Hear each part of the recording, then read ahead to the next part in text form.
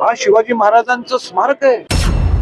तुम्ही या 8 वर्षात काम का पूर्ण झालं नाही किंवा काम संपन्न का झालं नाही?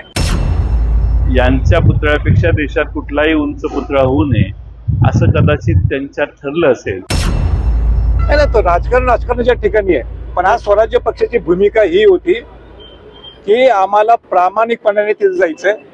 प्रामाणिकपणाने सरकारला प्रश्न विचारायचे की 2016ला पंतप्रधान नरेंद्र मोदींच्या हस्ते जलपूजन झालं.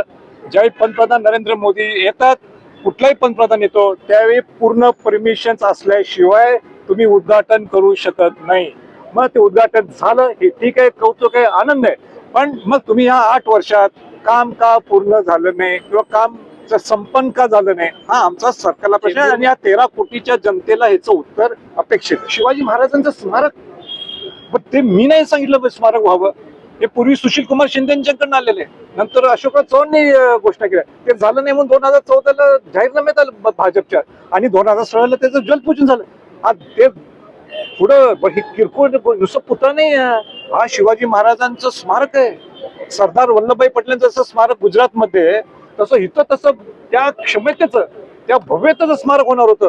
मग आमचा विचारण्याचा अधिकार आहे की नाही, हा साधा माझा प्रश्न आहे. असं आहे की अरबी समुद्रातल्या पुतळ्याच्या संबंधात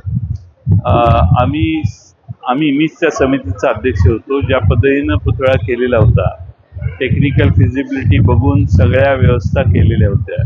पण नवं सरकार आलं आणि सरदार वल्लभभाई पटेल यांच्या पुतळ्यापेक्षा देशात कुठलाही उंच पुतळा होऊ नये असं कदाचित त्यांच्यात ठरलं असेल. आणि म्हणून त्यांनी आकाराने लहान, व्यवस्थेने कमी असा पुतळा त्या ठिकाणी उभा करण्याचा निर्णय घेतला होता.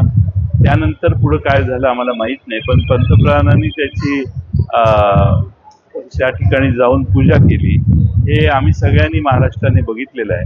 त्यामुळे संभाजी महाराज जे म्हणतायत ते योग्य आहे. आणि इतके वर्ष करून देखील त्यांना हा पुतळा उभा करता आलेला नाही, हे आहे. आणि जो उभा केला तोही पडला. म्हणून शिवाजी महाराजांच्या विचाराने हे सरकार चालत नाही, हे आता स्पष्ट झाले. स्मारक झालं पाहिजे ही तमाम शिवभक्तांची इच्छा आहे. केवळ या स्मारकाच्या विरोधात कोर्टामध्ये जाऊन स्थगिती आणणारे कोण, ते कोणाचे वकील आहेत हे पण संभाजीराजेंनी बघितलं पाहिजे. काँग्रेस पक्षाचा अधिकृत प्रचार करणारे वकील हे कोर्टात जाऊन छत्रपती शिवाजी महाराजांचं स्मारक होऊ नये म्हणून त्या ठिकाणी स्थगिती आणतात. त्यामुळे त्यांचाही योग्य शब्दात निषेध हा संभाजीराजेंनी केला पाहिजे. आम्ही कोर्टात भांडतो आहोत, आम्ही ते स्मारक कोर्टाकडनं मंजूर करून घेऊ.